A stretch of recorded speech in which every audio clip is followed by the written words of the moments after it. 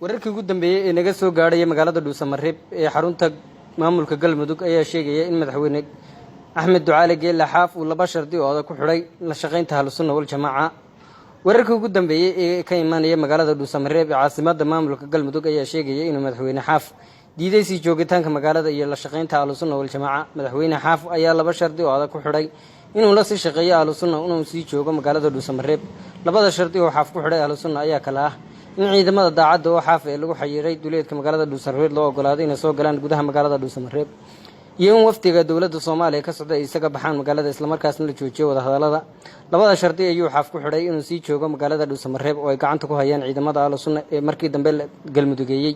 waxaa laga yaabaa inuu Madaxweyne Xaaf saacadaha soo socda isaga baxo magaalada Dhuusamareeb haddii aan loo fulin labada shardi.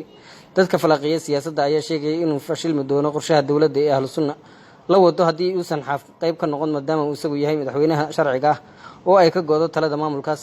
ciidamada oo aad u hubeysan oo taabacsan madaxweynaha Galmudug Xaaf oo ka soo ambabaxay magaalada Galkacyo ayaa gaadhay duleedka magaalada Dhuusamareeb ee xarunta maamulkaasi. ciidamadan oo wata gaadi dagaal ayaa la sheegay in ay soo dooneen madaxweynaha Xaaf oo la qorsheeyay inuu safar dhulka ah ku gaadho magaalada Galkacyo ee xarunta gobolka Mudug. wixii warar ee soo kordhay kala soco shabakadeena ayaa Yurad Show iyo shabakada kale ee Somali Free.